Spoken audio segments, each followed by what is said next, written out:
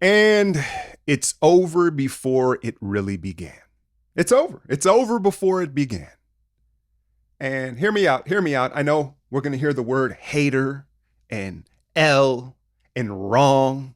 Shout out my guy, Official Bucket, on Twitter, right? Like, that's the fun of this. The fun of being a fan, commentary, sports is gloating when you win, right? And then for a lot of people, it's rubbing it in when someone's wrong. And I'm here for it, man. I'm here for it, right?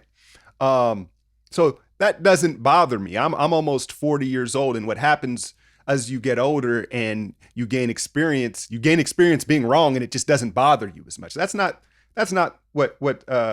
what's disappointed me or I'm salty about.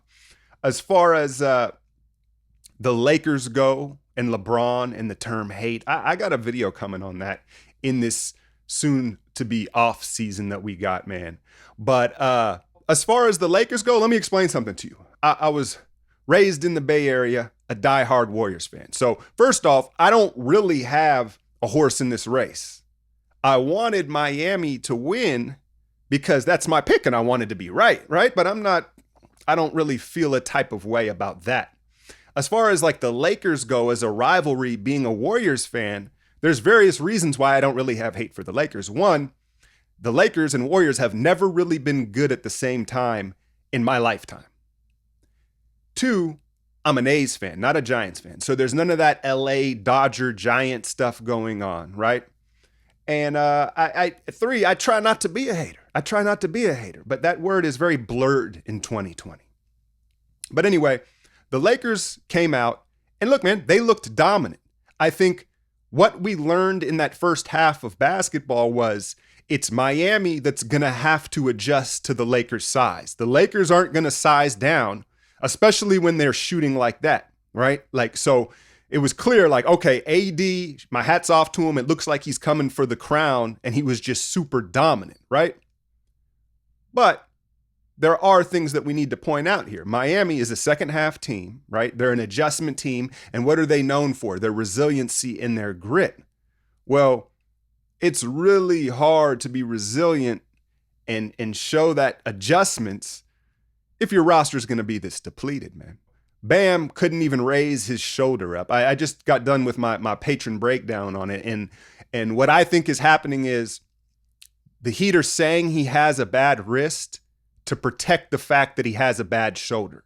If you put out, hey, our center has a bad shoulder, what do you think everybody's going to do on screens, box outs, and rebounds? They're going to target that shoulder. That's the reality of sports.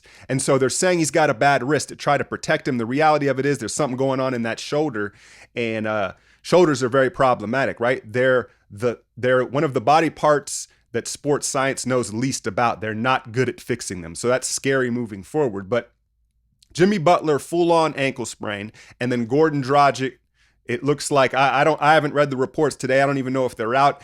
People are thinking it might be a torn plantar fasciitis or maybe some sort of broken foot, because when you can't return to a game off a non-contact injury to your foot, like, that's just a really bad sign. And like I said, man, those of you that have been rocking with me for a while know, like, I find myself defending LeBron and the Lakers quite often, as far as just like a lot of Warrior fans and a lot of haters. I'm like, look, man, he's great. He's great. And, you know, there may be some passive aggressive stuff, and I get rooting against him, clowning his hair, all that, but I'm not going to deny greatness. And AD was dominant. I don't get it twisted here. From what we saw in that game one, it looks like the Lakers are the better team, the size, and they're going to win the series. What I'm salty about and what I'm mad about is I think that we're going to be robbed of a competitive series. Let's not sit and act like the Lakers shooting from three is sustainable through the series. Danny Green, Caruso's hitting threes, Kuzma, right? It's like they were on fire. They were going to win that game regardless. I'm not talking about game one.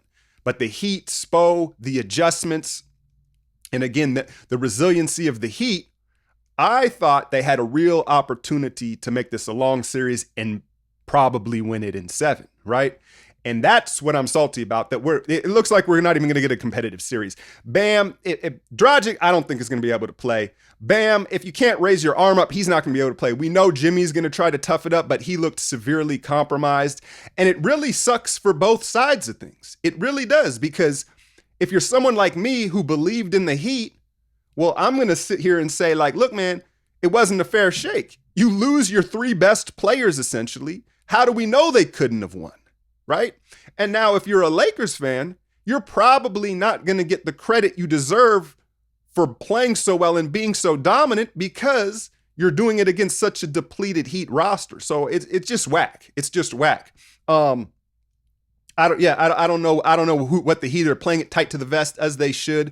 Maybe all 3 of them will try to play, but at what capacity, right?